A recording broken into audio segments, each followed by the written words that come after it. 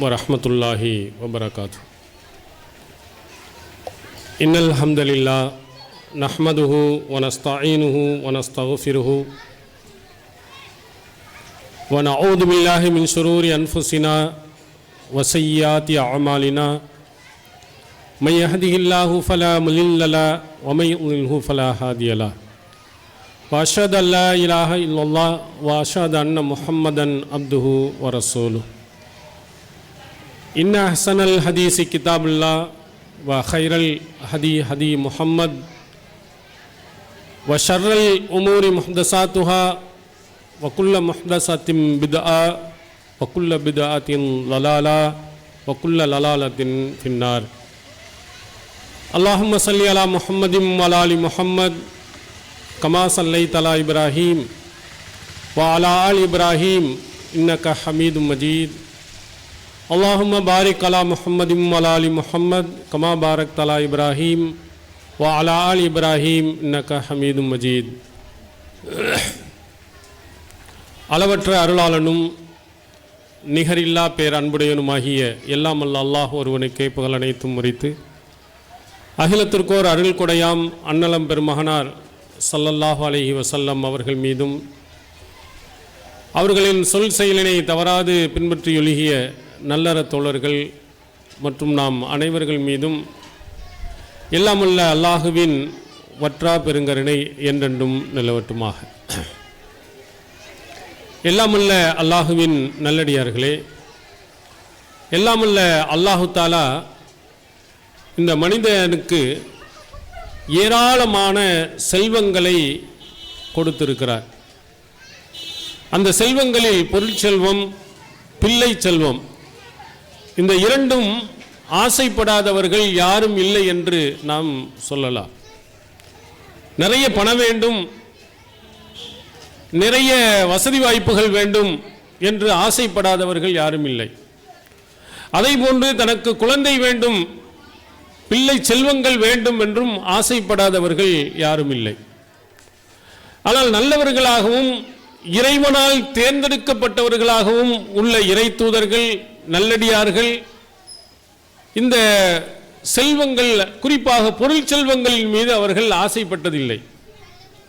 ஆனால் பிள்ளை செல்வத்தின் மீது எல்லா இறை தூதர்களும் ஆசைப்பட்டிருக்கிறார்கள். நமக்கு ஒரு பிள்ளை வேண்டும், எனக்கு ஒரு சந்ததி வேண்டும் என்று ஆசைப்படாதவர்கள் யாரும் இல்லை என்ற அளவுக்கு, அது இறை தூதர்களாக இருக்கக்கூடியவர்கள் கூட ஆசைப்பட்டிருக்கிறார்கள். அல்லாஹ் மிக புகழ்ந்து பேசக்கூடிய நபி இப்ராஹிம் அலைஹிஸ்ஸலாம் அவர்கள் அல்லாஹ்விடத்திலே ஒரு அழகான பிரார்த்தனை செய்கிறார்கள். அல்ஹம்துலில்லாஹில்லதி அலல் கிப்ரி இஸ்மாயில் வ இஸ்ஹாக் இன்ன ரப்பி லஸமீஉத் துஆ. எனக்கு வயோதிக காலத்தில் இஸ்மாயிலையும் இஸ்ஹாக்கையும் கொடையாக தந்த அல்லாஹ்வுக்கு எல்லா புகழும். என்னுடைய இறைவன் என் பிரார்த்தனையை செவியேற்பவனாக இருக்கிறான் என்று அவர்கள் குறிப்பிடுகிறார்கள். வயதான காலத்தில் அவர்களுக்கு ஆரம்ப காலத்தில் குழந்தையை கொடுக்காமல் அல்லாஹ் தஆலா சோதித்து கடைசி நேரத்தில் பிள்ளையை கொடுக்கிறார், ஆசைப்பட்டாங்க. அல்லாஹ்ட்ட துஆ செய்தார்கள். அதைத்தான் சொல்கிறாரு, என்னுடைய இறைவன் என்னுடைய பிரார்த்தனையை கேட்பவனாக இருக்கிறான். கடைசி நேரத்தில் அல்லாஹ் தஆலா அவர்களுடைய ஆசையை நிறைவேற்றி வைத்திருக்கிறார். அதே மாதிரி ஜக்கரியா அலைஹிஸ்ஸலாம் அவர்கள் சொல்லும்போது வலா ததர்னி ஃபர்தா வ அன்த கைருல் வாரிசீன். இறைவா, என்னை தன்னந்தனு மனிதனாக விட்டு விடாதே, வாரிசுகளில் உடைமையாளர்களில் நீனே சிறந்தவன். என்னை கடைசி வரையிலையும் பிள்ளைகள் இல்லாமல், குழந்தைகள் இல்லாமல், சந்ததிகள் இல்லாமல் என்னை ஆக்கிறாதே. எனக்கு ஒரு சந்ததியை, எனக்கு ஒரு பிள்ளையை நீ கொடு. எந்த நேரத்தில் கேட்கிறார்கள் தெரியுமா? குழந்தை இல்லை இல்லை எல்லாம் அல்லாஹ் தஆலா தள்ளி போட்டுக்கொண்டே இருக்கிறான். ஆனால் விடலை, எனக்கு பிள்ளை செல்வம், எனக்கு ஒரு குழந்தை கண்டிப்பாக வேண்டும் என்று சொல்கிறார்கள். அவர்கள் அழகாக சொன்னதை திருக்குரான் சொல்கிறது, பி இன்னி வஹனல் அல்மு மின்னி வஸ்தாலர் ராசு ஷைபா. அவர்கள் சொல்கிறார்கள், என்னுடைய எலும்புகளெல்லாம் தளர்ந்து விட்டது, முடிகளெல்லாம் நரைத்து விட்டது. எந்த காலகட்டத்தில் கேட்குறான்? வஹப்லி மின் லதுன்க வலியா, இறைவா உன்னிடத்தில் இருந்து ஒரு பொறுப்பாளனை, ஒரு வாரிசை எனக்கு கொடு. எந்த காலகட்டத்தில் கேட்கிறார்கள்? நம்மெல்லாம் நம்பிக்கை இழந்து போயிடுவோம். இவ்வளவு காலம் போச்சு, எலும்புகள்லாம் தளர்ந்து போச்சு, முடிகளெல்லாம் நரைச்சு போச்சு, கடைசி காலகட்டத்தில் நம்ம வந்துட்டோம், ஒரு பிள்ளையும் இல்லை. இருந்தாலும் அவர்கள் கேட்கிறார்கள், யாரும் ஒரு பிள்ளையை கொடு, என்னைய தன்னந்தனியா விட்டு அனுப்பிடாதே, தனிக்கிறாதே, இல்லை வேண்டும் என்று கடைசி காலகட்டத்திலேயும் பிள்ளை செல்வம் வேண்டும் என்று ஆசைப்பட்டார். இது நபிமார்கள் தன்னுடைய குழந்தைகள் தனக்கு வேண்டும் என்பதை ஆசைப்பட்டதை திருக்குர்ஆன் பல இடங்களில் சொல்லுகிறார். இன்னொரு இடத்துல அல்லாஹ் சொல்லும் போது குறிப்பிடுகிறான், வல அர்சல்னா ருசுலம் மின் கப்லிக் வஜஅல்னா லஹும் அஸ்வாஜம் வ துர்ரியா. நபியை சொல்கிறார், நபியே உமக்கு முன்னால் இருந்தார்களே அந்த தூதர்களுக்கும் துணைவியரையும் கொடுத்தோம், சந்ததிகளையும் கொடுத்தோம் என்கிறான். எல்லா தூதர்களுக்கு முன்னால் எவ்வளவு தூதர்கள் நம்ம அனுப்பி வச்சிருக்கோம், அந்த அனுப்பி வைக்கப்பட்ட தூதர்களுக்கு மனைவிகள் இருந்தார்கள், சந்ததிகளும் இருந்தார்கள் என்று சொல்கிறார். எந்த ஒரு நபியையும் சன்னியாசியாக, எந்த குழந்தையும் இல்லாதவராக அல்லாஹ் தஆலா ஆக்கல.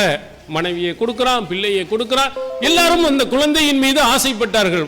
பொருளாதாரம் அது தேவையில்லை, அது இருப்பதற்கும் நாம் சாப்பிடுவதற்கும் போதுமான அளவு இருந்தால் போதும் என்று தான் நினைத்தார்கள். அதில் பணத்தின் மீது ஆசைப்பட்டு போகல. ஆனால் பிள்ளை செல்வம் எனக்கு வேண்டும் என்பதை கடைசி காலகட்டத்திலேயும் இறை தூதர்கள் எல்லாரும் கேட்டிருக்கிறார். அப்போ அவ்வளவு முக்கியமான இந்த பிள்ளை செல்வம் நம்ம கேட்குறோம். கல்யாணம் முடிந்து விட்டால் ஒரு வருடம் அமைதியாக இருப்பார்கள். 2 வருடம் ஆகிவிட்டும் குழந்தை இல்லையானால் பிள்ளை பூச்சி எதுவுமே இல்லையா என்று பேச ஆரம்பிப்பார்கள். அடுத்து ஒவ்வொரு ஆளாலும் எப்போதும் விசாரணை, நல்லா இருக்கியா, சோமா இருக்கியா என்பதை தவிர்த்து அடுத்து கல்யாணம் முடித்தவர்களிடத்தில் குழந்தை என்பதுதான் குறிப்பாக பெண்கள் விசாரிக்கும் பொழுது அதான் கேட்கிறான்.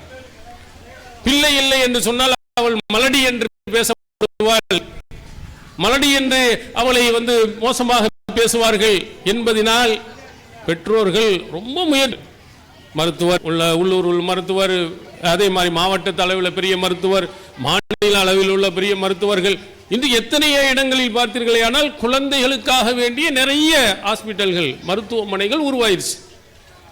ஆனால் பிள்ளை மேல அவ்வளவு பாசம், நிறைய பிள்ளைகள் இல்லாட்டாலும் ஒரே ஒரு பிள்ளையாவது நமக்கு வேண்டும், நம்முடைய சந்ததியாக இருக்க வேண்டும் என்பது ஆசைப்பட்டு நிறைய பேர்கள் இருக்கிறாங்க, ஆசைப்படுகிறார்கள், குழந்தைகளையும் பெற்றுக்கொள்கிறார்கள். ஆனால் நபிமார்களாக இருந்தவர்கள், நல்லடியார்களாக இருந்தவர்கள் குழந்தைகளை மட்டும் கேட்கல, அந்த குழந்தை எப்படி இருக்க வேண்டும் என்றும் கேட்டார்கள். ரப்பி ஹப்லி மினஸ் சாலிஹீன், அவ கேட்கிறார், இறைவா சாலிஹான ஒரு பிள்ளையை எனக்கு கொடையா கொடு. நமக்கெல்லாம் ஒரு பிள்ளை பிறந்தா சரி அப்படின்னு நினைப்போம். பொம்பளை பிள்ளையா பிறந்தா ஒரு ஆம்பளை பிள்ளை வந்தா சரி, ஆண் பிள்ளைகளா பிறந்தா ஒரு பொம்பளை பிள்ளை வந்தா சரி, குழந்தை வேண்டும் அவ்வளவுதான் நாம் நினைக்கிறோம். ஆனால் இறை தூதர்கள் அல்லாஹ்விடத்திலே கேட்கின்ற பொழுது சாலிஹான குழந்தை எனக்கு வேண்டும் தான் கேட்டான். இதை நம்ம பரவலாக கேட்கறது இல்லை, குழந்தையோட நம்ம விட்டுடுறோம். துர்ரியத்தன் தையிபா, என்னுடைய வம்சாவளி தூய்மையான, இறைவனை சரியாக புரிந்து நடக்கக்கூடிய சாலிஹான ஒரு தூய்மையான சந்ததி எனக்கு கொடு. இறை தூதர்கள் கேட்ட பிரார்த்தனைகள், அவர்கள் கேட்பதெல்லாம் அந்த பிள்ளைகள் நல்ல பிள்ளைகளாக உருவாக வேண்டும். அந்த நல்ல பிள்ளைகளாக உருவாகி தன்னுடைய பெயரை மக்களிடத்தில் எடுத்து சொல்லி இறை தூதர் எப்படி நடந்தாரோ அது போன்று நல்லவர்களாக வாழ வேண்டும். அது மாதிரி நம்ம அதை யோசிலை என்பதோடு நம்ம மறந்துட்டோம். அல்லாஹ் திருக்குர்ஆன்ல மரியம் அலைஹிஸ்ஸலாம் அவர்களை பற்றி சொல்கிறான் பாருங்க.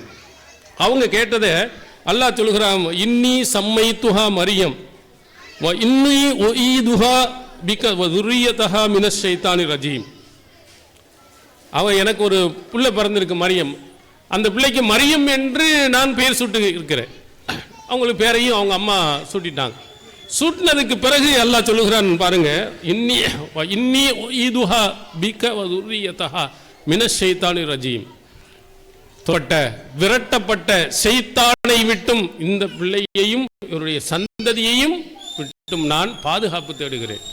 இந்த மரியம் அலைஹிஸ்ஸலாம் அவர்களுக்கு ஷைத்தான் ஆதிக்கம் வந்துவிடக்கூடாது, அவருடைய இயக்கம் வந்துவிடக்கூடாது. அவங்க அம்மாவுடைய ஆசையை பாருங்க, பிள்ளை வேண்டும் என்று ஆசைப்பட்டார்கள். அல்லாஹ் பிள்ளையை கொடுக்கிறான். பிள்ளையை கொடுத்த உடனே அவர்கள் கேட்டது, யா அல்லாஹ் ஷைத்தானின் தீண்டுதல் வந்துடக்கூடாது, அந்த மாதிரி ஒரு பிள்ளையாக யா அல்லாஹ் அந்த மரியத்தை உருவாக்கு, அது மாதிரி அதனுடைய சந்ததிகளை உருவாக்கு.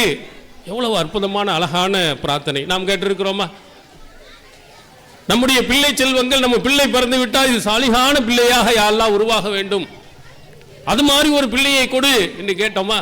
அல்லாஹ் கொடுத்தா பாருங்க. மரியம் அலைஹிஸ்ஸலாம், லரபல்லாஹு மஸலல் லில்லதீன ஆமனு, ஈமான் கொண்டவர்களுக்கு அல்லாஹ் ஒரு உதாரணத்தை சொல்கிறான். எப்படி இறை நம்பிக்கையோடு நீ இருக்கணும், உன்னுடைய இறை நம்பிக்கை எவ்வளவு வலிமையானதாக இருக்கணும், இறை நம்பிக்கையில எப்படி உறுதியானவனாக இருக்கணும், அதற்கு அல்லாஹ் 2 பெண்ணைத்தான் சொல்றான். ஃபிரௌனுடைய மனைவியையும் இந்த மரியம் அலைஹிஸ்ஸலாம் அவர்களை தான் சொல்றான். எப்படி அல்லாஹ் கொடுத்திருக்கான்னு பாருங்க. நம்ம அப்படி கேட்டிருந்தோமே, ஆனால் நம்முடைய பிள்ளைகள் வயிற்றில் வளரும் பொழுதே அல்லாஹ் ஷைத்தானின் தூண்டுதல்கள் இல்லாமல் ஒரு சாலிகான பிள்ளையாக உருவாக வேண்டும் என்ற எண்ணத்திலேயே தாயும் குடும்பத்தினர்களும் ஆசைப்பட்டு இருந்தால் அல்லாஹ் அந்த பிரார்த்தனையை ஏற்க போகிறார். நமக்கு அப்படி இல்லை, பிள்ளை வேண்டும் பிள்ளை வேண்டும் அவ்வளவுதான். அந்த பிள்ளை நல்லடியானாக நல்ல பிள்ளையாக உருவாக வேண்டும் என்ற ஆசையை நம்மிடத்து இருப்பதில்லை. அவர்கள் கேட்டாங்க, அவங்களுடைய பிள்ளை ஈசா அலைஹிஸ்ஸலாம் எவ்வளவு செயலாக அல்லாஹ் கொடுக்கிறான்னு பாருங்க. அவங்களையும் அவங்களுடைய சந்ததியினர்களையும் ஷைத்தான் இடத்தில் இருந்து பாதுகாக்க அல்லாஹ்விடத்தில் கேட்டார்கள். அது போன்ற நல்ல பிள்ளைகளை அல்லாஹ் தஆலா கொடுக்கிறார். நபி இப்ராஹிம் அலைஹிஸ்ஸலாம் அவர்கள் எப்படி கேட்டார்கள்? அவருடைய பிரார்த்தனை, ரப்பி ஜஅல்னி முகீமஸ் ஸலாத்தி வ மின் ذُرِّيَّتِي, இறைவா என்னையும் என்னுடைய சந்ததிகளையும் தொழுகையாளியாக ஆக்கிவிடு. நானும் தொழுகையாளியா இருக்கணும், என் பிள்ளைகள் என்னுடைய சந்ததிகளும் அதுபோன்று இருக்க வேண்டும். அல்லாஹ்விடத்தில் பிரார்த்தனை செய்கிறார். பிள்ளையை எப்படி உருவாக்கணும், நானும் நல்லடியான இருக்கணும், நானும் இறைவனை செய்ய வேண்டிய கடமைகளை செய்யணும், என் பிள்ளையும் அதுபோன்று நடக்கணும். எந்த பிள்ளைகள் நம்ம அப்படி கேட்டிருக்கிறோம்? நம்முடைய பிள்ளைகள் அதுபோன்று இருக்க வேண்டும் என்று நாம் சரியாக நாம் தொழுகிறோமா? நம் வீட்டிலே நாம் சரியாக தொழுகிறோமா? நம்முடைய பிள்ளைகளை எப்படி தொலை சொல்லுகிறோமா? குடும்பத்திலே இருக்கக்கூடியவர்கள் நல்லவர்களாக உருவாகுவார்கள் என்றால் அதுபோன்று அவருடைய பிள்ளைகளும் உருவாகும். வாங்க சொன்ன உடனே அவங்களுடைய தாய் தொழுவைக்கு போனார்கள் என்றால், முசல்லாவை எடுத்து போட்டு தொழுவை நின்றார்களே ஆனால் பிள்ளையும் அதை போன்று உருவாகும். நாடகம் போட்டான், 7 மணி ஆச்சு 8 மணி ஆச்சு, ஏதோ ஒரு சனியை நாடகம் போடுறான்னு அதில் போய் நம்ம உட்கார்ந்தோம் வேணா, பிள்ளைகளும் சேர்ந்து அங்கே தான் போகும். இப்ராஹிம் நபி கேட்கிறார்கள், அல்லாஹ் நான் தொழுகையாளியா இருக்கணும், என் சந்ததிகளும் தொழுகையாளியாக ஆக்கிவை. அல்லாஹ் அப்படி ஆக்கணும். அவனுடைய பிள்ளையை பற்றி அல்லாஹ் சொல்கிறான், இஸ்மாயில் அலைஹிஸ்ஸலாம் அவர்களை பற்றி, வதுகுர் ஃபில் கிதாபி இஸ்மாயில், இஸ்மாயிலை இந்த புத்தகத்தில் நினைவு கூறுங்கள், இந்த வேதத்தில் நினைவு கூறுங்கள். எப்படிப்பட்டவர் தெரியுமா? இன்னஹு சாதிக்கல் வாதி வகான ரசூலன் நபியா, வாக்கில் உண்மையாளராக திகழ்ந்தார், ரசூலாக நபியாக அவர் இருந்தார். வகான யஅமுரு அஹ்லஹு பிஸ்ஸலாத்தி வஸ்ஸகா, அவர் தன்னுடைய குடும்பத்தினரை எப்படி இப்ராஹிம் நபி தம் பிள்ளையை சொன்னாரோ அதுபோன்று இஸ்மாயில் நபி தன்னுடைய குடும்பத்தினரை தொழுவுமாறும் ஜக்காத்து கொடுக்குமாறும் ஏவினார். அல்லாஹ் சொல்றான், புகழ்ந்த அந்த பிள்ளையை பேசுகிறான். நபிகளார் அவர் இடத்தில் சொல்கிறான், இந்த வேதத்தில் இஸ்மாயில் எப்படிப்பட்டவர் என்பதை நினைவு கூறுங்கள் என்று சொல்கிறான். அவர் தொழுவராக இருந்தார், குடும்பத்தை தொழ சொல்லி இருக்கிறார், அவருடைய குடும்பத்தினரை ஜக்காத்து கொடுக்க சொன்னார். கால இந்த ரப்பிஹி மர்லியா, தன்னுடைய இறைவனிடத்தில் பொருத்தமுள்ளவராக, தன்னுடைய இறைவனுடைய திருப்தியை பெற்றவராக இருந்தார். அல்லாஹ் சொல்லுகிறார். அது மாதிரி நம்ம பிள்ளைகள் இருப்பார்களா? அது போன்ற பிள்ளைகளை நாம் உருவாக்கி இருக்கிறோமா? குழந்தை வேண்டும் குழந்தை வேண்டும் என்று ஆசைப்படக்கூடிய நாம் அந்த குழந்தை நல்ல குழந்தையாக உருவாகணும்னு ஆசைப்படல். நம்ம ஆசைப்படுறதுலாம் என்ன தெரியுமா? பிள்ளை வந்தால் டாக்டராக வரணும், இன்ஜினியராக வரணும், பெரிய படிப்பு படிச்சிருக்கணும், நிறைய கை நிறைய சம்பாதிக்கணும், வெளிநாட்டில் போய் சம்பாதிக்கணும். இதுதான் நமக்கு ஆசை. இது தப்பு ஒன்றும் இல்லை. இந்த உலகத்தில் நாம் வாழ்வதற்கு, நல்ல முறையில் இருப்பதற்கும், அதே மாதிரி தர்மம் செய்கிறதுக்கு, ஜக்காத் கொடுப்பதற்கு, இதுக்கெல்லாம் பொருளாதாரம் வேணும் தான், கேட்கலாம், தப்பு ஒன்றும் இல்லை. ஆனால் அதை மட்டும்தான் கேட்குறோம் நம்ம, ரெண்டாவது கேட்கல. நபிகளார் அவர்கள் அதிகம் கேட்டார்களே அந்த பிரார்த்தனை, திருக்குரானில் சொல்லப்பட்டிருக்கிற, ரப்பனா ஆத்தினா ஃபித்துன்யா ஹசனா வஃபில் ஆஹிரத்தி ஹசனா வக்கினா அதாபன்னார், இறைவா இந்த உலகத்திலேயும் நல்லதை கொடு, நல்ல படிப்பு, அறிவு, நல்ல செல்வம் கேளுங்க. வஃபில் ஆஹிரத்தி ஹசனா, மறுமையிலையும் நல்லதை கொடு, கேட்கலையே. நரகத்தில் இருந்து என்னை காப்பாற்று, நம்ம கேட்கல. அல்லாஹ் சொல்லுகிறான், சிலர்கள் இருக்கிறாங்க, ரப்பனா ஆத்தினா ஃபித் துன்யா, உலகத்திலே எல்லாத்தையும் கொடுன்னு கேட்கிறவங்க இருக்கிறான், அமாலஹு ஃபில் ஆஹிரத்தி மின் ஹலாக், மறுமை நாளில் அவர்களுக்கு எந்த நற்பேரும் கிடையாது. உலகத்தில் கொடுத்துருவான், ரொம்ப சந்தோஷமா இஷ்டத்துக்கு விரும்புகிற மாதிரி உங்கள் பிள்ளைகளை வளர்த்து பெரிய பணக்காரராக செல்வந்தராக படிப்புள்ளவனாக ஆக்கி விடுகலாம், மறுமையில் ஒன்றும் இல்லாமல் போயிடும். ஆனால் இறை தூதர்கள் பிள்ளை செல்வத்தை கேட்டது மட்டுமல்லாமல் அந்த பிள்ளைகள் நல்ல பிள்ளைகளாக உருவாக வேண்டும் என்றும் கேட்டார்கள், அதுபோன்று உருவாக்கவும் செய்தார்கள். அதனால பிள்ளை செல்வம் கேளுங்கள், அந்த பிள்ளையும் நல்லொழுக்கம் உள்ள பிள்ளைகளாக இந்த உலகத்தில் வாழ வேண்டும் என்றும் கேளுங்கள். அதுபோன்று அது நடப்பதற்குரிய வாய்ப்புகளையும் நீங்கள் ஏற்படுத்துங்கள். நபிகளார் அவர்கள் தன்னுடைய பிள்ளைகளை எப்படி உருவாக்கினார்கள், தன்னுடைய பேரர்களை எப்படி உருவாக்கினார், தன்னுடைய பேத்திகளை எப்படி உருவாக்கினார்கள், அவர்களிடத்தில் இருந்த வளர்ந்த பிள்ளைகளை எப்படி உருவாக்கினார்கள் நீங்கள் எடுத்து பாருங்கள். அல்லாஹ்வின் தூதர் அவர்களுடைய பேரர் ஹசன் ரொம்ப பாசம். நபிகளார் அவர்கள் வெளியே எங்கே போய்விட்டாலும் ஃபாத்திமாவுடைய வீட்டுக்கு தான் பக்கத்தில் வந்து அங்கே உட்காந்துருவாங்க, திண்ணையில் உட்கார்ந்து கேட்பா, சம்மல் லுக்கா சம்மல் லுக்கா, அந்த குட்டி பையன் எங்க, அந்த சின்ன பையன் எங்க அப்படின்னு நபிகளார் அவர்கள் கேட்பார்கள். உடனே வீட்டிலிருந்து ஃபாத்திமா ரலியல்லாஹு அன்ஹா ஹசனை அனுப்பி வைப்பார்கள். உடனே ஆனகஹு கப்பலஹு, கட்டி அணைத்து முத்தமிடுவார்கள். பாசம் நம்ம பார்த்தோம்னா, நம்ம பிள்ளையை பார்த்தோம்னா அன்பு பாசம், வெளிநாட்டிலேருந்து வந்தால் அவ்வளவு பாசத்தை கொட்டுகிறோம். பிள்ளை கேட்டதெல்லாம் வர்றதுக்கு முன்னாடியே என்னென்னவெல்லாம் வேணும்னு கரெக்டாக எழுதி வாங்கி அதுக்கு ஒரு டப்பா நிறைய வாங்கிட்டு வந்து பிள்ளைகளுக்கு கொடுக்குறோம். பிள்ளையின் மீது பாசம். அவள் கேட்டுட்டாருன்னா எதை வேண்டுமானாலும் நம்ம வாங்கி கொடுத்துட்றோம். உனக்கு என்ன வேணும், செல்ஃபோன் வேணுமா, டேப் வேணுமா, லேப்டாப் வேணுமா, சைக்கிள் வேணுமா, டூ வீலர் வேணுமா, எல்லாம் கேட்பதெல்லாம் கொடுத்து அன்பையும் பாசத்தையும் கொட்டுகிறோம். ஒன்று தான் இருக்குது, ரெண்டாவது இல்லை. நபிகளார் அவர்கள் ஹசன் ரலியல்லாஹு அன்ஹு மீது அவ்வளவு பாசம், அன்பு. பார்த்தாங்கன்னா உடனே முத்தமிடுவார்கள். அக்ரபி இப்னு ஹாபிஸ் ரலியல்லாஹு அன்ஹு அவர்கள் சொல்கிறார்கள், இன்னலி அஸரத்தம் மினல் வலத், எனக்கு 10 பிள்ளைகள் இருக்கிறது, மா கப்பல்து மின்ஹும் அஹதா, ஒரு பிள்ளையோட நான் முத்தமிட மாட்டேன்.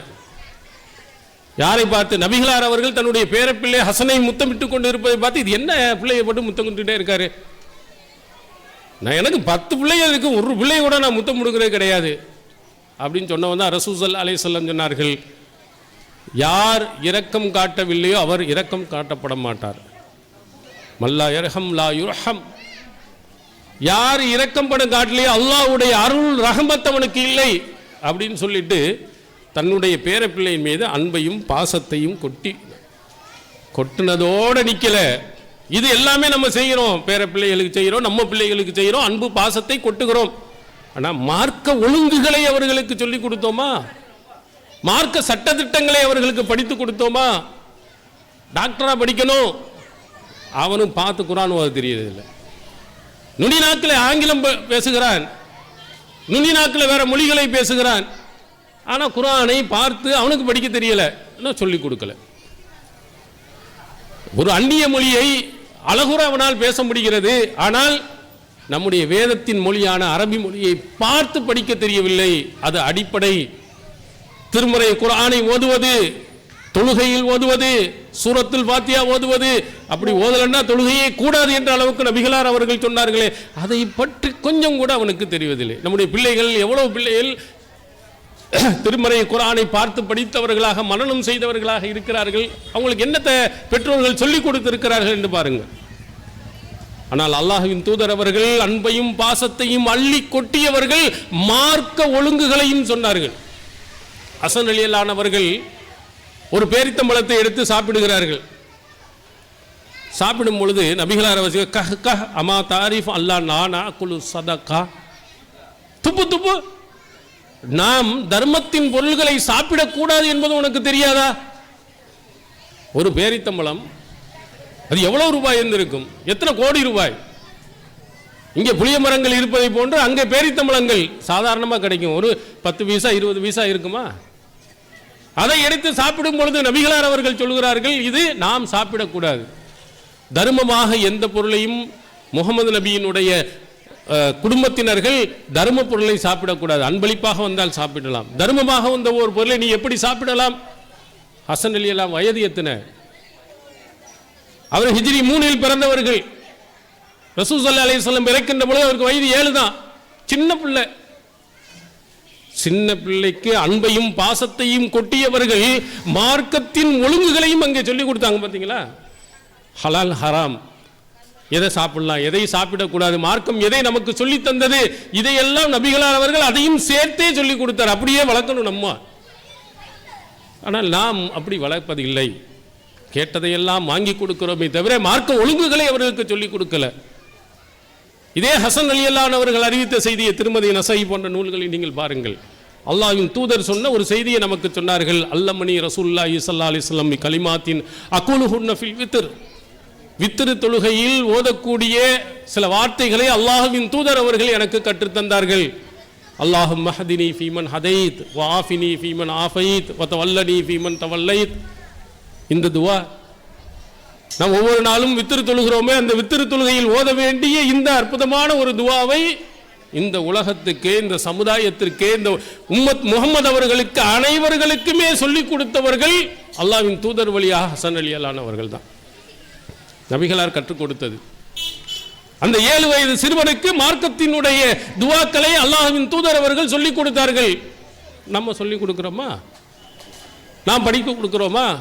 பிள்ளை செல்வம் வேண்டும் என்று சொல்லி எல்லா செல்வத்தையும் அவர்களுக்கு கொடுக்கிறோம். அந்த கல்வி செல்வத்தை மார்க்கம் நமக்கு சொல்லக்கூடிய அறிவுரையை அவர்களுக்கு நாம் சொல்லிக் கொடுக்கவில்லை. வீட்டுக்கு உள்ளே வரும்போது என்ன துவா ஓதணும், வெளியே வரும்போது என்ன துவா ஓதணும், பள்ளிக்கு உள்ளே வரும்போது என்ன துவா வரணும், வெளியே வரும்போது என்ன துவா ஓதணும் சொல்லிக் கொடுத்தோமா? அப்படி சொல்லிக் கொடுத்தால் பள்ளியிலே இந்த சத்தங்கள் வருமா? சின்ன சின்ன பிள்ளைகள் ஜும்மாவுடைய இடத்துல ஒரே சத்தம், ஜும்மா பயான் பண்ண முடியவில்லை. என்ன காரணம்? அவங்களுக்கு சொல்லிக் கொடுக்கல, கற்றுக் கொடுக்கல. பிள்ளைகளுக்கு என்ன சொல்லிக் கொடுக்கணும்? ஜும்மாவுக்கு போனால் போனவுடனே ஒரு 2 ரக்காத் தொழுவு, இமாம் மெம்பரில் இருந்து ஆரம்பித்த வாயை திறந்துட்டாரு, அவர் பேச ஆரம்பிச்சுட்டானே வாயை மூடிடணும்.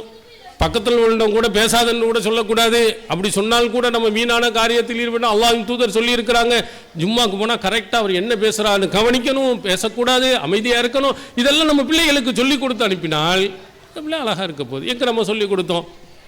மார்க்க ஒழுங்குகளை என்ன சொல்லிக் கொடுத்தோம்? பள்ளிக்கூடத்தை பாடத்தைப்படி அதைப்படின்னு மட்டும்தான் சொன்னோம். மார்க்க ஒழுங்குகளை சொல்லிக் கொடுக்கலாம். ஆனால் நபிகளார் அவர்கள் அதெல்லாம் சொல்லிக் கொடுத்தாங்க. தன் பேர பிள்ளைகளுக்கு மட்டுமல்ல, அவர்களை சுற்றி இருந்த ஏராளமானவர்கள். இப்னு அப்பாஸ் ரலியல்லாஹு அன்ஹு அவர்களை எடுத்துக்கொள்ளுங்கள். அவர்களுக்கு அல்லாஹ்வின் தூதர்கள் எத்தனை விஷயங்களை கற்றுக் கொடுத்தார்கள். இரவிலே தொழுகின்ற பொழுது இப்னு அப்பாஸ் ரலியல்லாஹு அன்ஹு அவர்கள் இடதுபுறத்திலே நிற்கிறார்கள். உடனே நபிகளார் அவர்கள் ஜாலனியா அன்னி அமீனி, என்னை வலதுபுறத்திலே கொண்டு நிறுத்தினார்கள். தொழுகை ஒரு சின்னவர் தான். இவரும் அல்லாஹ்வின் தூதர் அவர்கள் இறக்கின்ற போது அவருடைய வயது 10 தான். அல்லாஹ்வின் தூதர் அவர்கள் மார்க்கத்தின் சட்டங்களை தொழுகும் போது 2 நபர்கள் தொழுதால் பின்பற்றி தொழுபவர் எந்த பக்கம் நிற்கணும்? வலதுபுறம் நிற்கணுமா, இடதுபுறம் நிற்கணுமா? அவருக்கு தெரியல, இடதுபுறம் என்றார். அதை நிறுத்தி வலதுபுறத்தை நிறுத்தினார். இப்படி தான் நீ தொழுவன்றார்.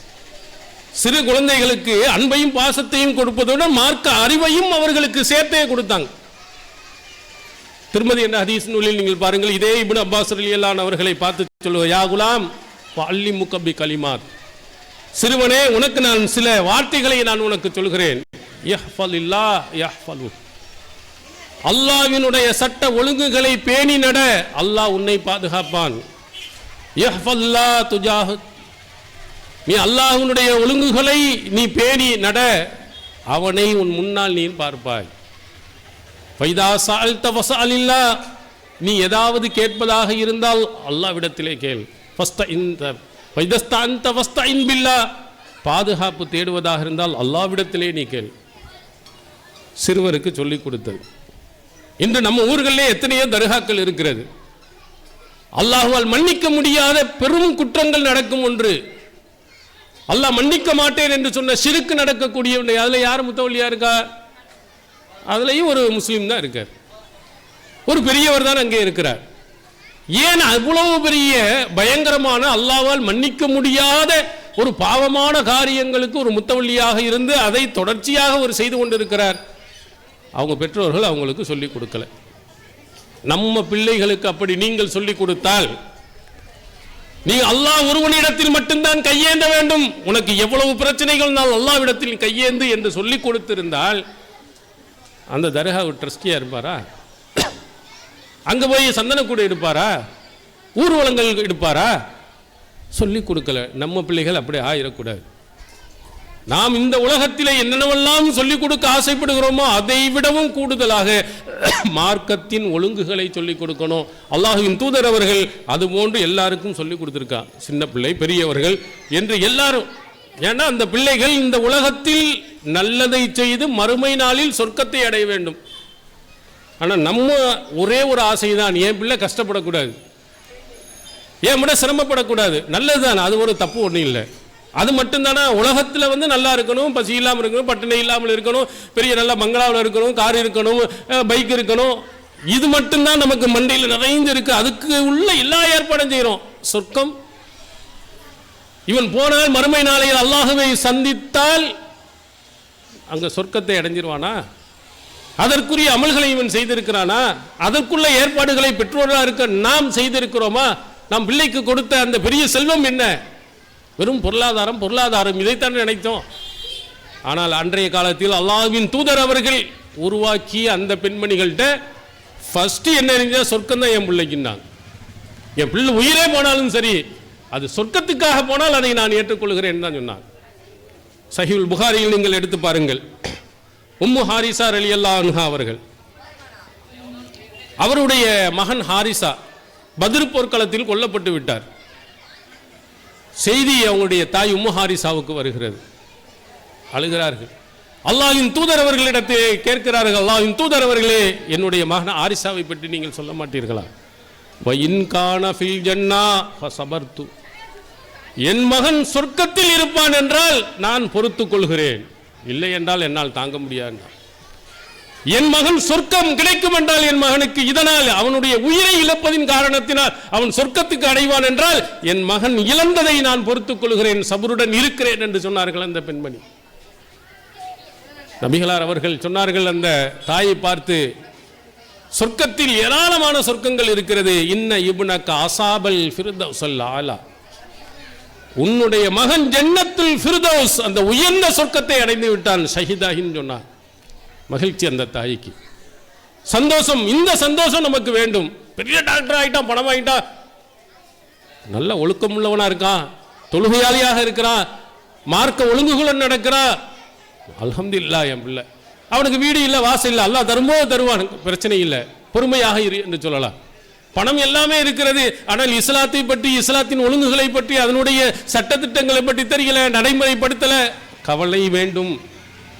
நம்முடைய பிள்ளை முதலிலே சொர்க்கத்தை பெறுபவனாக இருக்கணும், அதுக்கு பிறகு அடுத்து இந்த உலகத்தின் செல்வத்தை பெறணும். அதைத்தான் அந்த பெண்மணி ஆசைப்பட்டார். பிள்ளைகள் பிறந்த உடனேயே அந்த பிள்ளைகளை சொர்க்கத்தில் கொண்டு போய் சேர்க்கணும், அதற்குரிய வழிமுறைகளை தான் ஆசைப்பட்டார்கள். ஜைனப் பின்த் ஹுமைத் ரலியல்லாஹு அன்ஹா, புகாரியில் நீங்கள் பாருங்கள். அவருடைய பிள்ளை அப்துல்லா பின் ஹிஷாம் சின்ன பிள்ளையா இருக்கும்போது அல்லாஹ்வின் தூதர்கிட்ட கூட்டிட்டு வர்றாங்க. யா ரசூலுல்லாஹ் பாஇ, அல்லாஹ்வின் தூதர் அவர்களே, இவரிடத்தில் உடன்படிக்கை நீங்கள் எடுங்கள்.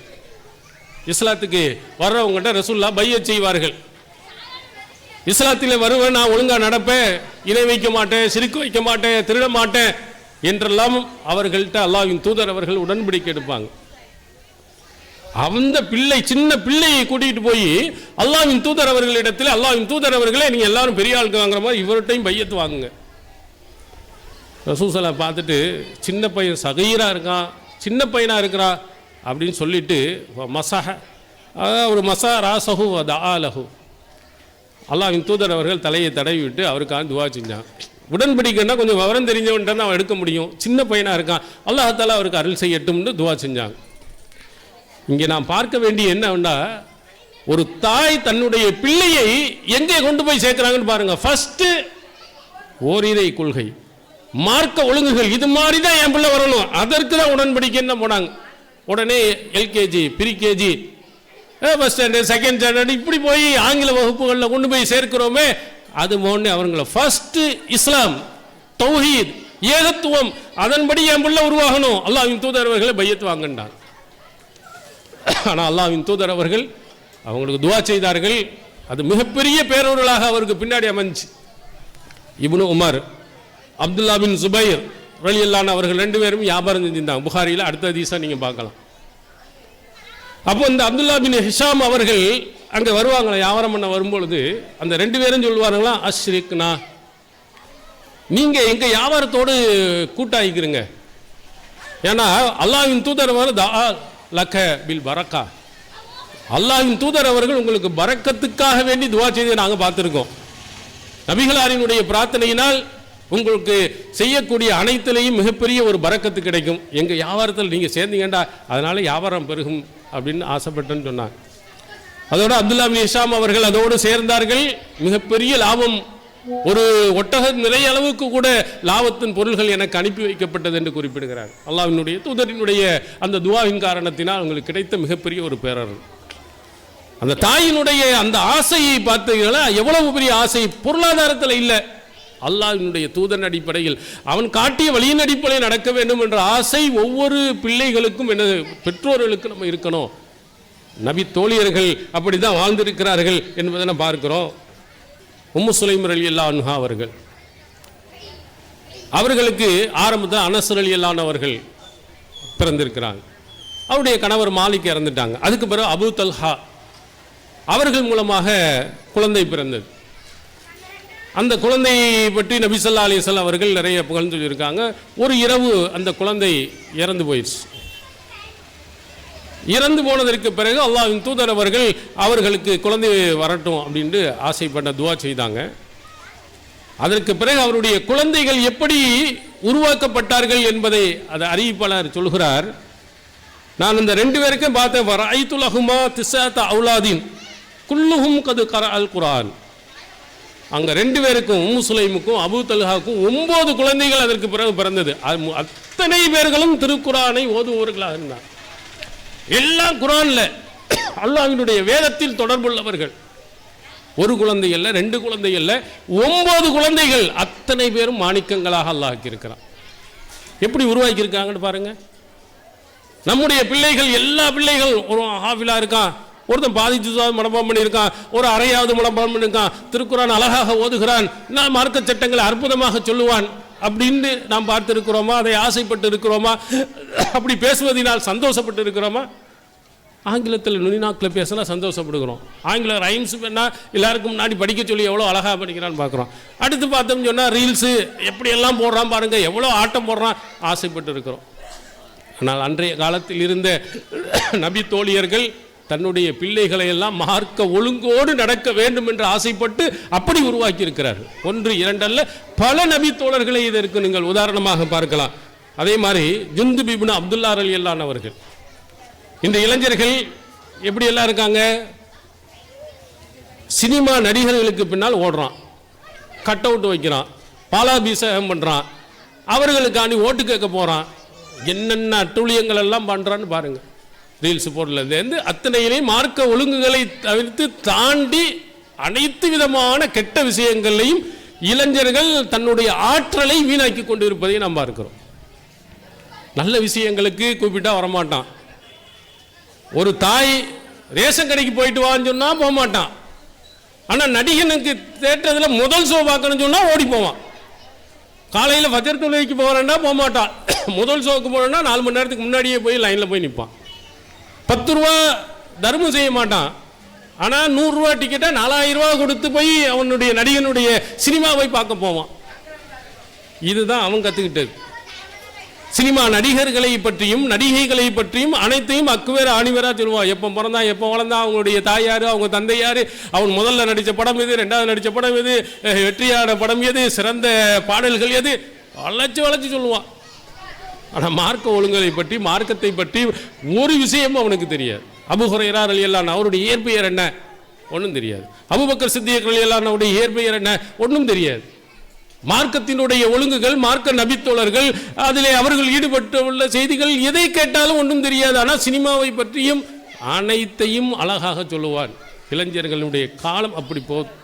நம்முடைய பிள்ளைகள் இப்படி போயிட்டு இருக்கிறாங்க. சொன்ன பேச்சு கேட்கறது இல்லை. ஆனால் அவன் பேச்சை நம்ம கேட்டால் ஏன போட்டேன்னா என் பிள்ளை சொன்னால் அதுக்காண்டியே இவனுக்கு ஓட்டு போட்டேன். இப்படி சொல்லக்கூடிய பெற்றோர்கள் இன்று நிறைய பேர் ஆகிட்டாங்க.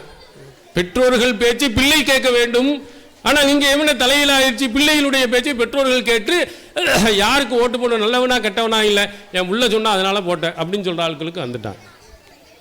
ஜிந்து பின் அப்துல்லா ரலியல்லாஹு அவர்கள் சொல்கிறார்கள், இப்னு மாஜா என்ற நூலில் பார்க்கிறோம், குன்னாமா நபி ஸல்லல்லாஹு அலைஹி வஸல்லம் நஹ்னு ஃபித்யானுன் ஹஸாவியா, பருவ வயதை நெருங்கிய இளைஞர்களாக நாங்கள் இருந்தோம். ரசூலுல்லாஹ் காலத்தில் நாங்கள் பெரிய அளவில் ஆவலை, நெருக்கத்தில் ஒரு 14-15 வயசுக்கிட்டே இருந்தோம். நாங்கள் என்ன செய்தோம் சொல்கிறார்கள், தஅல்லம்னா அல் ஈமான் கபுல அன் நதஅல்லமல் குர்ஆன், குர்ஆனை கற்றுக்கொள்வதற்கு முன்பாக ஈமானை நாங்கள் கற்றுக்கொண்டோம். அல்லாஹ்வினுடைய நம்பிக்கை எப்படி நம்பணும், இதை நாங்கள் ஃபர்ஸ்ட் அல்லாஹ்வின் தூதர்கிட்ட கற்றுக்கிட்டோம். ஈமான் என்றால்னா ஈமானுடைய அடிப்படைகள் என்ன, எந்த அளவுக்கு நம்ம உறுதியாக இருக்கணும், எல்லாத்தையும் நாங்கள் ஃபர்ஸ்ட் கற்றுக்கிட்டு பிறகு நாங்கள் சும்மத்த அல்லம்னல் குர்ஆன், பிறகு குர்ஆனையும் நாங்கள் கற்றுக்கொண்டோம். அதன் மூலம் எங்களுடைய ஈமான் அதிகரித்ததுன்னு சொல்றார். இப்போ இளைஞர்கள் முதல்ல என்னதை கற்றுக்கணும், இஸ்லாத்தினுடைய அடிப்படை ஈமான், அதை பற்றி நன்றாக தெரிஞ்சுங்க. சினிமாவெல்லாம் அடுத்து, சினிமா மார்க்கத்தினுடைய ஒழுங்குகளை மீறியவைகள், மார்க்க ஒழுங்குகளுக்கு 100% எதிரானவர்கள். ஆனால் அவங்க பின்னாடி இஸ்லாமிய சமுதாயம் ஓடுகிறது, இளைஞர்கள் போகிறார் என்றால் அதை விட ஒரு கேவலம் மோசமான நிலை வேறு எதுவுமே இல்லை. ஒரு இஸ்லாமிய பெண்மணியாக இருப்பவர்கள் சினிமா நடிகர்கள் நல்லவர்கள், அவர்களுக்கு ஓட்டு போடணும், அவங்க தான் சிறந்தவர்கள் என்று பேசும் நிலைக்கு போகிறார்கள் என்றால், என் உயிரை கூட நான் கொடுப்பேன் என்று பேசுகிறார்கள் என்று சொன்னால், அப்படி ஓட்டு போடவில்லை என்றால் விஷத்தை வைத்து நான் கொல்லுவேன் என்று சொன்னால், அப்படிப்பட்டவனை என்னுடைய கணவரை விட அவன் தான் எனக்கு பிடிக்கும் என்று சொன்னால், இதை விட கேவலம் வேறு என்னவா இருக்கும்? எவ்வளவு ஒரு ஒழுக்க கேடுகள் பாருங்க. சினிமா நடிக்கிறான எந்த நடிகராக இருக்கட்டும், அவனோட கதாநாயகியா இருக்கிறானா அவன் சொந்த மனைவியா, கட்டி பிடிக்கிறானா, கட்டி உருள்றானா, எவ்வளவு விஷயங்கள் அசிங்கமாக செய்கிறானா. சரி, ஒரு படமா, அடுத்த படத்தில் யாரு இன்னொரு பொம்பளை வர்றா, அதுக்கடுத்த படத்தில் யாரு இன்னொரு 20 படம் வந்தால் 20 பொம்பளை வர்றா, சொந்த மனைவி இல்லை, கட்டி உருள்றான் புரள்றான். இது உங்கள் புள்ள அப்படி செஞ்சாண்டா ஒத்துக்குருவீங்களா? சும்மா நடிப்பு தானேண்டா. பக்கத்து வீட்டு உள்ள ஏற்ற வீட்டில் உள்ள ஒரு பொம்பளையை பிடிச்சி இழுத்து கட்டி போடுதான், இது சும்மா நடிப்பு தான் அப்படின்னு உன் புள்ள சொன்னால் ஏற்றுக்குருவோமா? சரி, உங்கள் வீட்டுக்காரர் அப்படி செஞ்சால் ஒத்துக்குருவீங்களா? அப்போ இன்னொரு எவனோ ஒருத்தன் செய்கிறான், அது ஆஹோ அப்படின்னு பேசுகிறான்டா, எவ்வளவு கேவலம்னு பாருங்க.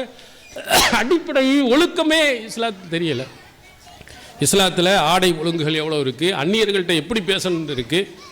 நபிகளார் அவர்கள் எந்த அளவுக்கு நமக்கு சொன்னாங்க, அந்நிய பெண்களிடத்தில் இஸ்லாத்துக்கு வருவதற்காக பையச் செய்கின்ற பொழுது அவர்கள் அந்நிய பெண்களின் கையை தொட்டதே இல்லை, வாய் மொழியாகத்தான் கேட்டு இருக்கிறார்கள் என்ற நபிமொழியை பார்க்குறோம். இவர் எவ்வளோ பெரிய தலைவர், எவ்வளோ சிறப்பானவர், அல்லாஹ்வின் தூதர் அவர்களை விட உங்களுக்கு சிறந்தவர் ஆகிட்டாங்களா? இதுக்கு பின்னாலெல்லாம் போகிறோம் என்றால், நாம் நம்முடைய பிள்ளைகளுக்கு ஒழுக்கத்தை சொல்லிக் கொடுக்கல, மார்க்க ஒழுங்குகளை சொல்லிக் கொடுக்கல, ஈமானை சொல்லிக் கொடுக்கல. அல்லாஹும் அவனுடைய தூதரும் தவிர உலகத்தில் எவனும் சிறந்தவன் அல்ல. அதான் ஈமானை சுவைத்தவனுடைய வாசம். அல்லாஹ்வுடைய தூதர் அவர்கள் தான் ஃபர்ஸ்ட் முஹப்பத், அவர்கள் தான் எனக்கு விருப்பத்திற்குரியவன், அதற்கு பிறகு உலகத்தில் எல்லாருமே. இதான் ஈமான் அல்லாஹ்வின் தூதர் அவர்கள் நமக்கு சொல்லிக் கொடுத்தது. அல்லாஹ்வின் தூதர் அவர்கள் உன்னை சொல்லிவிட்டார்களே, ஆனால் அவர்கள் வழிகாட்டி விட்டார்கள், உலகத்தில் எவனாக இருந்தாலும் அதை கேட்க மாட்டேன், அல்லாஹ்வின் தூதரும் சொன்னதைத்தான் கேட்பேன் என்று சொல்வதுதான் ஈமான். இதை நம்ம சொல்லிக் கொடுக்கல, நம்ம பிள்ளைகளுக்கு சொல்லிக் கொடுத்து பாருங்க. அந்த பக்கம் தலை வச்சு படுப்பானா, திரும்பி பார்த்திருப்பானா, அந்த பக்கம் அவர்களுக்காக வேண்டி ஓட்டு கேட்க போயிருப்பானா? ஒன்றும் இல்லை, நம்ம சொல்லிக் கொடுக்கல. ஜிந்து பின் அப்துல்லா ரலியல்லாஹு அவர்கள் சொல்லுகிறார்கள், அந்த இளைஞர்கள் முதல்ல ஈமானை நாங்கள் கற்றுக்கிட்டோம், அதற்கு பிறகு குர்ஆனை கற்றுக்கின்றோம், அதன் மூலம் எங்களுடைய ஈமானை அதிகரித்தாங்க. இது மாதிரி நம்ம பிள்ளைகள் பெறுவது முக்கியமல்ல, அந்த பிள்ளைகள் இது போன்ற பிள்ளைகளை போன்று நாம் உருவாக்க வேண்டும் என்பதை நீங்கள் நினைக்கிறீங்க. நபிகளாருடைய காலத்தில் இருந்த எத்தனையோ நபித்தோழர்கள் சிறு பிள்ளைகளாக இருந்திருக்கிறார்கள், எவ்வளவு ஆர்வத்தோடு இருந்தார்கள். இவன் போகிறதெல்லாம் என்ன இருக்குது, டேப் பார்க்கணுங்கிறான், கேம்ஸ் விளையாடணுங்கிறான், ஆர்வம் பூரா அங்கே தான் போகுது. தொழுவ போக வேண்டும், ஆர்வம் இல்லை. காலையில் ஃபஜ்ர் குர்ஆன் ஓத வேண்டும், பிள்ளைக்கு ஆர்வம் இல்லை. பயான் நடக்கிறது, போய் உட்கார்ந்து கேட்கணும், ஆர்வம் இல்லை. ஆனால் நபிகளாரினுடைய காலத்தில் இருந்த அந்த சிறுவர்கள் எப்படி உருவாக்கப்பட்டிருக்கிறார்கள். அம்ர் இப்னு சலிமா ரலியல்லாஹு அன்ஹு அவர்கள், ஒரு செய்தி புகாரி அவர்களை பற்றி குறிப்பிடுகிறது. ரசூல் ஸல்லல்லாஹு அலைஹி வஸல்லம் காலத்திலே நபிகளார் அவர்களிடத்தில் மார்க்கத்தை கேட்டு மார்க்கத்தினுடைய அடிப்படையில் இருந்து வந்தார்கள். அதாவது மக்கா வெற்றிக்கு பிறகு அவருடைய வாப்பா போய் ரசூல் ஸல்லல்லாஹு அலைஹி வஸல்லம் போய் இஸ்லாத்தை தழுவிட்டு அவர்கள் திரும்ப தன்னுடைய பகுதிக்கு வந்து அந்த மக்களிடத்தில் எல்லாம் போய் சொல்கிறாங்க. ரசூல் ஸல்லல்லாஹு அலைஹி வஸல்லம் சொன்ன கட்டளை எல்லாம் அதில் தொழுகை பற்றியும் சொன்னாங்க. யஉம்முக்கும் அக்ஸருக்கும் குர்ஆனா, அல்லாஹ்வின் தூதர் சொன்னாங்க, உங்களில் குர்ஆனை அதிகமாக யார் தெரிந்திருக்கிறாரோ மனனம் செய்திருக்கிறாரோ அவர் தான் தொலை வைக்க வேண்டும் என்று சொன்னார். இது ரசூலுல்லாஹ் சொன்னது என்று அந்த மக்கள்கிட்ட சொல்கிறாங்க. எல்லாரும் பார்க்குறாங்க யாருக்கு குர்ஆன் அதிகமாக தெரியும் அப்படின்னு பார்த்தா இந்த அம்ர் இப்னு சலிமா என்ற நபி தோழருக்கு தான் நிறைய தெரியும். அவர் தொலை வைக்க போகிறார். அவர் மக்களுக்கு தொலை வைக்கவும் செய்கிறார். அந்த தொலை வைக்கின்ற பொழுது அவருடைய வயது என்ன தெரியுமா? அவர் சொல்லுகிறார், ஆனால் இப்னு சித்தின் அவு சபஅ சினீன், எனக்கு அப்போது 6 அல்லது 7 வயது தான் இருக்கும் என்று குறிப்பிடுகிறார். பெரிய 15-20 வயசில் வயசான வாப்பா இருக்காரு, பெரிய பெரியவர்கள்லாம் இருக்கிறாங்க, எல்லாருக்கும் சேர்த்து இந்த 6 அல்லது 7 வயது சிறுவன் தொலை வைக்கிறான். எப்படி கற்றுக்கிட்டான்? அந்த பிள்ளை இடத்தில் இருந்த ஆர்வத்தை பாருங்க. நம்ம பிள்ளைகள் ஆர்வம் எங்கே போகிறது, இந்த பிள்ளையினுடைய ஆர்வம் எங்கே இருந்ததுன்னு பாருங்க. எந்த மதரசாவில் போய், எந்த மக்தப் மதரசாவில் போய் இந்த பிள்ளை படித்து மனப்பாடம் செய்தது? அவர் அதை சொல்கிறார், குந்து அத்தலக்கா மினர் ருக்பான், பயண கூட்டத்தினரிடம் இருந்து நான் கற்றுக்கொண்டேன். நபிகளாரிடத்தில் மதீனாவிலே சென்று வியாபாரம் செய்துவிட்டு அவர்களும் மார்க்க விஷயங்களை கேட்டுவிட்டு வருவார்கள். திருக்குர்ஆன் வசனம் இறங்கியிருந்தால் அதை கேட்டுக்கொண்டு வருவார்கள். வரும்போது இடையில நான் கூப்பிட்டு அல்லாஹ்வின் தூதரிடத்தில் என்ன வசனம் இறங்கியது, எந்த வசனம் இப்போது சொல்லி தந்தார்கள், இதை நான் கேட்பேன், அதுலேருந்து நான் மனப்பாடம் பண்ணங்கிறேன்.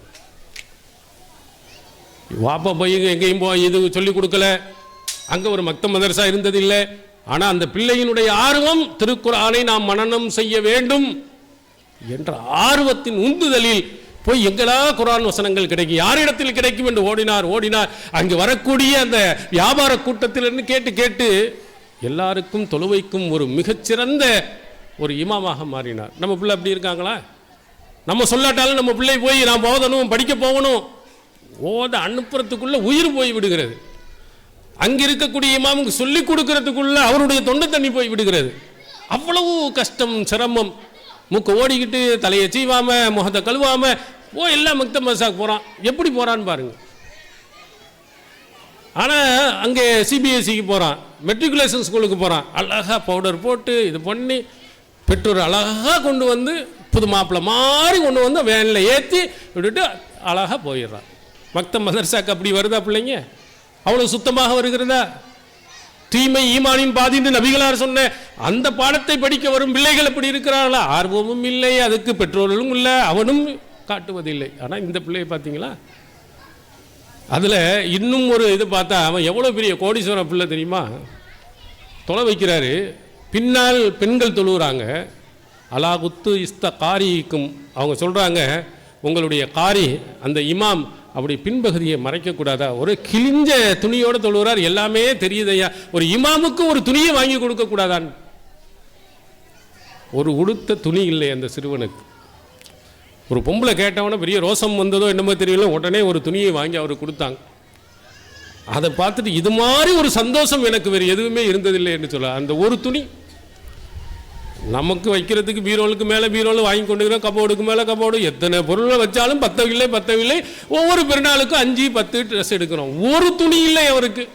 ஆனாலும் உள்ளம் நிறைந்து குர்ஆன் இருந்தது. பிள்ளைகளை எப்படி உருவாக்குனாங்க, அது மாதிரி நம்ம பிள்ளைகளை உருவாக்கணும். உங்களுடைய ஒவ்வொரு பிள்ளைகளும் பள்ளிக்கூடத்துக்கு போகிறான், படிக்கட்டும். மதரசாக்கு போனால் குர்ஆனை ஓத மனனம் செய்ய ஆர்வம் ஊட்டுங்கள். அந்த பிள்ளை அது மாதிரி உருவாக்குங்கள். நம்ம குடும்பமே அது இஸ்லாமிய ஒரு குடும்பமை போன்று அங்கே இருந்தால், நாடகம் அங்கே கிடையாது, நடிகர்கள் கிடையாது, மார்க்கம்தான் அந்த வீட்டில் இருக்கணும். தாய் தந்தை பிள்ளை கணவன் மனைவின்னு எல்லாரும் அப்படி இருந்தால் நம்ம பிள்ளைகளும் அது மாதிரி உருவாகும். நம்ம அது மாதிரி ஒரு சூழ்நிலை உருவாக்கணும். அல்லாஹ்வின் தூதர் அவருடைய காலத்தில் இருந்த உள்ளவர்கள் ஒவ்வொருவரும் அப்படி இருந்தாங்க. பாப்பா பிள்ளை எப்படி இருந்தாங்கன்னு பாருங்க. உபாத் இப்னு சாமித் ரலியல்லாஹு அன்ஹு அவருடைய பிள்ளையும் அவருடைய பேரரும் சஹீஹ் முஸ்லிமில் இடம்பெறுகிறது. அவங்க சொன்னாங்க, ஹரத்து அனவ அபி, நானும் என்னுடைய தந்தையும் புறப்பட்டு சென்றோம். எங்க?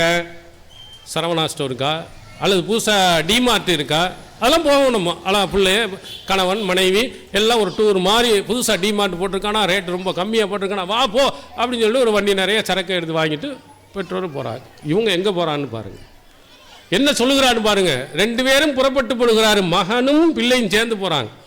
அவர் சொல்லுகிறார், நானும் போனோம். எதுக்குன்னா நத்லுபுல் இல்ம பிஹாதல் ஹய்யி மினல் அன்சார் கப்ல ஐ யஹ்லிகு.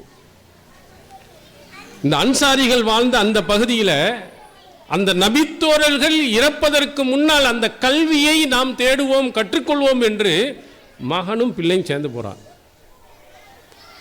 நம்ம மதரசாவில் படிப்பதில் தாயும் பிள்ளையும் சேர்ந்து படித்தவங்க எத்தனை பேர்?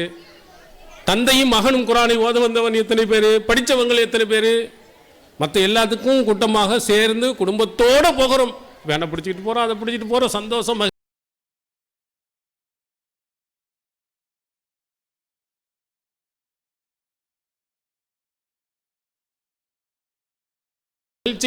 போங்க. அல்ஹம்துலில்லாஹ் பணம் இருக்கிறது, ஒரு நல்லதை சுற்றி பார்க்குறீங்க, பார்த்துட்டு வாங்க.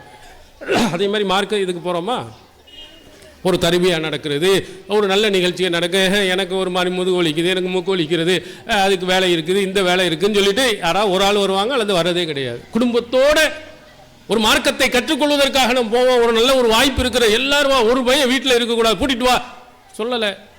அப்பாவும் பிள்ளையும் சேர்ந்து போகிறார். அபுல் யஸர் ரலியல்லாஹு அன்ஹு அவர்களை சந்தித்து நபிமொழிகளை கற்றுக்கொண்டு வந்தார்கள் என்று சஹீஹ் முஸ்லிமில் ஒரு நீண்ட செய்தி பதிவு செய்யப்பட்டிருக்கு. பாருங்க, பிள்ளையும் தந்தையும் எப்படி இருந்தார்கள். அந்த மாதிரி நாமும் நம்முடைய பிள்ளைகளையும் உருவாக்கினால், நாம் அப்படி நடந்தோம்னால் கண்டிப்பாக நம்முடைய பிள்ளைகள் ஒழுக்கமிக்க பிள்ளைகளாக, இஸ்லாமிய பிள்ளைகளாக மறுமையில் அல்லாஹ்வின் தூதர் சொன்னார்களே, ஹாரிசா ஜன்னத்துல் ஃபிர்தௌஸ் என்பதை அடைந்தால் அது மாதிரி ஒரு பிள்ளைகளாக நம்ம உருவாகுவோம். அதே மாதிரி அடுத்த நபிகளார் அவர்களுடைய காலத்தில் வாழ்ந்த இன்னும் சில நபித்தோழர்கள், வயது 10 வயசுக்குள்ளவங்கள சொல்கிறேன் நான். 10 வயது தான் அதிகபட்சம், 8லேருந்து 10 வயசு. அவர்கள் எத்தனை செய்திகளை இந்த சமுதாயத்துக்கு சொல்லியிருக்காங்க, அதில் எவ்வளோ பெரிய புரட்சிகள்லாம் நடந்திருக்கு தெரியுமா?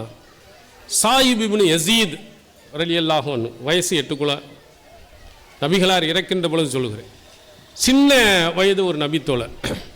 புகாரியில் இடம்பெறும் ஒரு செய்தி, சாயிப் இப்னு யஸீத் ரலியல்லாஹு அவங்க தான் சொல்கிறாங்க. கானன் நிதாவு யமல் ஜும்மா, ஜும்மா நாளையில் முதலாவது பாங்கு சொல்கிறாங்க. இங்கே 2 பாங்கு நீங்கள் பார்த்துருப்பீங்க. முதல்ல ஒரு பாங்கு சொல்லுவாங்க, இமாம் மெம்பரில் அமர்ந்தவொன்னே ஒரு 2 பாங்கு சொல்லுவாங்க. ரசூல்லா காலத்தில் என்ன இருந்தது அவர் சொல்லுகிறார், இதா ஜலசல் இமாமு அலல் மெம்பர் அலா அஹ்தின் நபி ஸல்லல்லாஹு அலைஹி வஸல்லம் வ அபீ பக்கர் வ உமர். ரசூல்லா காலத்திலேயும் அபூபக்கருடைய காலத்திலேயும் உமர் ரலியல்லாஹு அன்ஹு அவருடைய காலத்திலேயும் மெம்பரில் இமாம் அமருகின்ற பொழுது தான் ஒரு பாங்கு சொல்லப்பட்டுச்சு. ரசூல்லா காலத்தில் இருந்தது அதுதான். அந்த சிறிய வயது உள்ளவர் அந்த செய்தியை அழகுற மக்களுக்கு சொல்லுகிறார். அல்லாஹ்வின் தூதருடைய காலத்திலையும் அபூபக்கர் காலத்திலையும் பார்த்துருக்கேன், உமர் ரலியல்லாஹு அன்ஹுடைய காலத்திலையும் பார்த்துருக்கேன் ஒரு பாங்கு. உஸ்மான் ரலியல்லாஹு அன்ஹுடைய காலம் வந்தபோது அவங்க என்ன செஞ்சிட்டாங்கன்னா, 3வது அழைப்பை அதிகப்படுத்தினார்கள். ஜவுராங்கிற ஒரு வீட்டில், அதுக்கு பல பொருள்கள் சொல்கிறாங்க. அது பாங்கல்ல, மக்கள் கூட காது கேட்கலங்கிறதுக்காக வேண்டி அழைப்பு கொடுத்தாங்கன்னு. ஒரு சிலர்கள் பாங்கத்தான் கொடுத்தாங்க. 3வது பாங்குன்னா பாங்கு, முதலாவது ஒரு பாங்கு, 2வது பாங்கு இக்காமத் என்பது அதையும் ஒரு பாங்காக கணிச்சிருக்கிறாங்க. அதனால் 3 பாங்கு என்று சொல்லப்படுகிறது. அப்போ இந்த 2வது பாங்கை உஸ்மான் ரலியல்லாஹு அன்ஹு அவர்கள் தான் அதிகப்படுத்தினாருங்க. சாயிப் இப்னு யஸீத் ரலியல்லாஹு அன்ஹு அவர்கள் அந்த செய்தியை சொல்லிடுறார். இது புகாரியில் இடம்பெறும் செய்தி. இமாம் ஷாஃபி, நமக்கு தெரிந்த ஒரு சிறந்த மார்க்க அறிஞர், ஷாஃபி மதுஹப்ல இருக்காங்க. அவர் அல் உம்மு என்ற அந்த நூலில் இமாம் ஷாஃபி அவர்கள் சொன்ன செய்தி அதில் பதிவு செய்யப்பட்டிருக்கு. அவர்கள் சொல்லுகிறார், இந்த செய்தியை அப்படியே பதிவு செய்து, புகாரியில் உள்ள அந்த செய்தியை அப்படியே பதிவு செய்துவிட்டு அவர்கள் சொல்லுகிறார்கள், கான அதா இன் கிரு ஐயக்கூன உஸ்மான் அஹ்தஸஹு. அதா இப்னு அபீ ரபாஹ் என்ற ஒருவர் சொல்லுகிறார், உஸ்மான் ரலியல்லாஹு அன்ஹு அவர்கள் இந்த 2வது பாங்கை உருவாக்கலை, முஆவியா ரலியல்லாஹு அன்ஹு அவர்கள் தான் உருவாக்கினார்கள், இதை மறுக்கிறார் அப்படின்னு சொல்லிட்டு ஷாஃபி இமாம் அதை சொல்கிறார். இந்த 2வது பாங்கு என்பது உஸ்மான் ரலியல்லாஹு அன்ஹு உருவாக்கியதல்ல, முஆவியா ரலியல்லாஹு உருவாக்கியது அப்படின்னு ஒரு மறுப்பை போட்டுட்டு அது கீழே ஒரு அழகான செய்தியை சொல்லுகிறார். இமாம் ஷாஃபி சொல்லுகிறார்கள், ஐயுஹுமா கான், இந்த 2ல் எது ஆகியிருந்தாலும் சரி, இந்த 2வது பாங்க உஸ்மான் உருவாக்கியிருந்தாலும் சரி அல்லது முஆவியா ரலியல்லாஹு அன்ஹு அவர்கள் உருவாக்கியிருந்தாலும் சரி, ஃபல் அம்ருல்லதி அலா அஹ்தின் நபி ஸல்லல்லாஹு அலைஹி வஸல்லம் அஹப்பு இலை, அல்லாஹ்வின் தூதருடைய காலத்தில் எது இருந்ததோ அதுதான் எனக்கு விருப்பத்திற்குரியது அப்படின்னு இமாம் ஷாஃபி நேரடியாக சொல்லியிருக்கார். ரசூலுல்லாஹ் காலத்தில் இருந்தது என்னன்னு சொன்னார் யஸீத் சாயிப் இப்னு யஸீத் ரலியல்லாஹு அவர்கள் என்ன சொன்னாங்க? ரசூலுல்லாஹ் காலத்தில் ஒரு பாங்கு தான், அது மெம்பரில் அமர்ந்த பாங்கு தான். இந்த நபிமொழியை அடிப்படையாக வைத்து இமாம் ஷாஃபி அவர்கள் சொன்னார்கள், எனக்கு விருப்பமானது ஒரு பாங்கு தான், நபிகளார் காலத்தில் இருந்தது தான் என்று சொல்றாங்க. ஆனால் இங்கே ஷாஃபி மதுஹப் என்று பெயரை வைத்துக்கொண்டே 2 பாங்கு ஓடிக்கிட்டு இருக்கு. கேட்டால் ஷாஃபி மதுஹபை பின்பற்றினாங்க. இமாம் ஷாஃபியே சொல்லுகிறார் 2 பாங்கு கிடையாதையா, ஒரு பாங்கு தான், ரசூலுல்லாஹ் காலத்தில் இருந்தது தான், அதைத்தான் நான் விரும்புகிறேன் என்றும் சொல்லிட்டாங்க. இது ஏன் நான் உங்களுக்கு சொல்லுவேன், வயது சின்ன வயது தான் அவர்கள் அறிவித்த நபிமொழிகள் பெரிய சர்ச்சைகளை உருவாக்கி அது பெரிய தீர்வுகளை காண்பதற்கு இந்த நபிமொழிகள் இந்த சிறுவர்கள் இருந்து.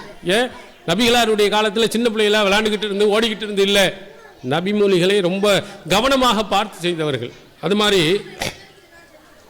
அடுத்து இன்னொரு செய்தி, அப்துல்லா இப்னு அப்பாஸ் ரலியல்லாஹு அவர்கள், நம்ம முன்னாடியே சொன்னால் அவர் ரசூலுல்லாஹ் இறக்கும்போது 10 வயசு தான். எத்தனை நபிமொழிகளை அறிவிச்சிருக்காங்க? 1600 நபிமொழிகளை அறிவிச்சிருக்கா, 1 2 அல்ல.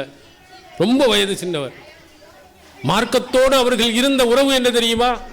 உபாத் இப்னு சாமித் ரலியல்லாஹுடைய மகனும் பேரரும் எப்படி மார்க்க விஷயத்தில் எவ்வளவு ஆர்வத்தோடு இருந்தார்களோ அதே போன்று இப்னு அப்பாஸ் ரலியல்லாஹு அவர்களையும் அவருடைய தாயாரையும் நீங்கள் பார்க்கலாம். புகாரில் ஒரு செய்தி இடம்பெற்றிருக்கிறது. மகனும் பிள்ளையும் நடந்த ஒரு உரையாடல். நம்ம உரையாடல் என்ன, ஏன் பணத்தை நீ அனுப்பலை, எதையா நீ கொடுக்கல, இப்படிலாம் நிறைய நம்ம கேட்டிருக்கிறோம். அவர்களுக்கு மத்தியில் ஒரு அற்புதமான ஒரு உரையாடல் எப்படி இருக்குன்னு பாருங்க.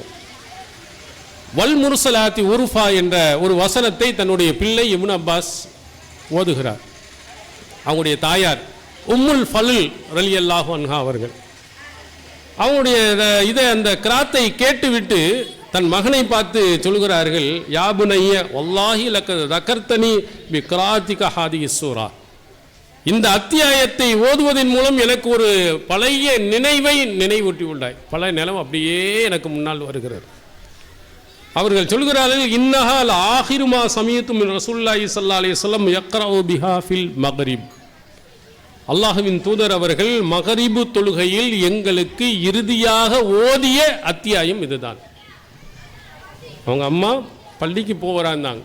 1 நாள் 2 நாள் அல்ல, நபிகளாருடைய இறப்புகின்ற கடைசி காலகட்டம் வரையிலையும் பள்ளியாசலில் போய் தொழுபவர்களாக இருந்தார்கள். தொழுதுட்டு சும்மா ஏனதானு இல்லாமல் ஒவ்வொரு அத்தியாயம் இதையெல்லாம் நபிகளார் ஓதினார்கள் என்பதையும் நினைவில் வைத்து கடைசியாக ஓதிய வல் முர்சலாத்தி உருஃபாது மகரிபில் தான் என்று சொன்னார். இப்போ 2 பேருடைய பிள்ளையினுடைய உறவு பாருங்கள். ஒரு பிள்ளை குரான் மகன் ஓதுகிறான், அந்த தாய் தொழுகையினுடைய இதை நினைவூட்டுகிறார். இது மாதிரி நம்முடைய பிள்ளைகளும் தாய்களும் உரையாடுகள் இருக்குமானால் நம்முடைய பிள்ளைகள் மார்க்க ஒழுங்குகளோடு வந்திருப்பாங்க. அது மாதிரி இப்னு அப்பாஸ் ரலியல்லாஹு அவர்கள் இருந்ததினால் ஏராளமான நபிமொழிகளை நமக்கு சொல்லி தந்திருக்கிறார். அதே மாதிரி நோமான் இப்னு பஷீர் ரலியல்லாஹு அன்ஹு, இந்த நோமான் இப்னு பஷீர் ரலியல்லாஹு அவர்கள் அவங்களும் வயசு 8லேருந்து 10 தான். சின்ன நபித்தோல தான் ரசூலுல்லாஹி ஸல்லல்லாஹு அலைஹி வஸல்லம் அவங்க அறிவித்த ரொம்ப அடிப்படையான ஃபிக்ஹிலே மிகவும் பிரபலியமாக பேசப்படக்கூடிய செய்தியை அவங்க அறிவித்திருக்காங்க. சஹீஹ் புகாரியில் இடம்பெற்றிருக்கு. நாமெல்லாம் நிறைய கவனத்தில் கொள்வதில்லை. ஒன்று சொல்லுகிறார், அல் ஹலாலு பையினுன் வல் ஹராமு பையினுன், ஹலாலான விஷயம் மிக தெளிவானது, ஹராமானதும் மிக தெளிவானது. பைனஹுமா முஷப்பஹாத், அதுக்கு 2க்கும் இடையில் சந்தேகப்படுற சில விஷயங்கள் இருக்கும். லா யாலமுஹா கசீரும் மினன்னாஸ், அதிகமானவர்கள் அதை அறிந்து கொள்வதில்லை. இது ஹராம்ல வருமா, இது ஹலாலில் வருமா அப்படிங்கிற மாதிரி தடுமாற்றம் உள்ள பல விஷயங்கள் இருக்குது. பெரும்பான்மையினர்களுக்கு அது விளங்குறது இல்லை. அதனால் அந்த தடுமாற்றமாக வர்றதில் போய் வீழ்ந்து விடு, அதே நீ ஹராமில் வீழ்ந்து விடுவாயின்னு நபிகளார் எச்சரித்தான். இது ஒரு அடிப்படையான கருத்தை நமக்கு சொல்லுகிறது. தெளிவான ஹலால் செய்யுங்க, தெளிவான ஹராம் விட்டுருங்க. இது ஹலாலில் வருமா ஹராமில் வருமா, 2மே நமக்கு தடுமாற்றம் அடையுமானால் அதை விட்டு விடுவதே சிறந்தது என்று நபிகளார் சொன்ன ரொம்ப அடிப்படையான விஷயத்தை நோமான் இப்னு பஷீர் ரலியல்லாஹு அன்ஹு அவர்கள் சிறு வயதிலே அல்லாஹ்வின் தூதரிடத்தில் கேட்ட மிக முக்கியமான ஒரு செய்தி நமக்கு கிடைக்கிறது. அதே மாதிரி ஆண்கள் மட்டுமல்ல, பெண் பிள்ளைகள். இறுதியாக ஒரு நபித்தோழி உங்களுக்கு ஜைனப் பின்த் அபி சலமா, நபிகளாரினுடைய மனைவி உம்மு சலமா தெரியும், அவருடைய கணவர் அபு சலமா. அவங்களுக்கு 2 பிள்ளைகள் இருந்தது, உமர் இப்னு அபி சலமா. அந்த செய்தியை நீங்கள் கேள்விப்பட்டு இருப்பீர்கள். சிறுவயதாக இருக்கும்போது அவர் தட்டுகளிலே ஆங்காங்கே சாப்பிட்டார். நபிகளார் அவர்கள் அழைத்து, இப்படிலாம் சாப்பிடக்கூடாது, முதல்ல பிஸ்மில்லா சொல்லு, வலது கையால் சாப்பிடு, முன்பகுதியில் சாப்பிடலாம் சொன்னாங்களே, அந்த உமர். இது அபு சலமா, உம்மு சலமாவுடைய பிள்ளை. இன்னொரு ஆள் யாருன்னா ஜைனப் பின்த் அபி சலமா. இவங்களும் அவங்களுடைய இடத்துல அல்லாஹ்வின் தூதர் அவர்கள்ட்ட நிறைய செய்திகளை அறிவித்திருக்கிறாங்க. இப்னு ஹஜர் அவர்கள் நமக்கு குறிப்பிடுகிறார்கள், கது ஹஃபிலத் அனின் நபி ஸல்லல்லாஹு அலைஹி வஸல்லம், அவர்கள் அல்லாஹ்வின் தூதரிடத்திலிருந்து பல செய்திகளை கேட்டிருக்கிறார்கள். வராத்து அன்ஹு, நபிகளாரிடத்திலிருந்து அறிவித்திருக்கிறார்கள். வான் அஸ்வாஜிஹி, அவருடைய மனைவிமாரிடத்திலிருந்து அறிவித்திருக்கிறாங்க. குறிப்பாக உம்மிஹி வா ஆயிஷா உம்மு ஹபீபா வ கைருஹுன்ன, அவங்களுடைய அம்மா உம்மு சலமா, ஆயிஷா நாயகி, அதே மாதிரி ஜுவை உம்மு ஹபீபா. இது அல்லாத நிறைய மனைவிமார்களிடத்திலிருந்து நிறைய நபிமொழிகளை இந்த உலகத்துக்கு அறிவிச்சிருக்காங்க. யார்? ஜைனப் பின்த் அபி. இவங்களுடைய வயது எவ்வளவு? 7 தான். நபிகளார் இறக்கின்ற பொழுது அவருடைய வயது 7 என்று குறிப்பிடப்படுகிறது. ரொம்ப சின்ன பிள்ளை தான். இவர்களை பற்றி ஒருவர் குறிப்பிடுகிறார், அபூ ராஃபி என்பவர் குறிப்பிடுகிறார், மார்க்கத்தில் எவ்வளவு சிறந்த பெண்மணியாக அவர்கள் இருந்திருக்க. 7 வயது தான். அடுத்த காலகட்டத்தில் அவர்களை பற்றி குறிப்பிடுகிறார்கள், குந்து இதா தகர்த்து இம்ராத்தம் பில் மதீனா ஃபகீஹா, மதீனாவில் சட்ட நிபுணரான ஒரு பெண்மணியை நான் நினைவு கூறுவதாக இருந்தால் தகர்த்து ஜைனப் பின்த் அபி சலமா, ஜைனப் பின்த் அபி சலமா, அபு சலமாவுடைய பிள்ளையான ஜைனபை நான் நினைவு கூறுவேன். ரொம்ப சட்ட நிபுணர், ரொம்ப அற்புதமானவர்.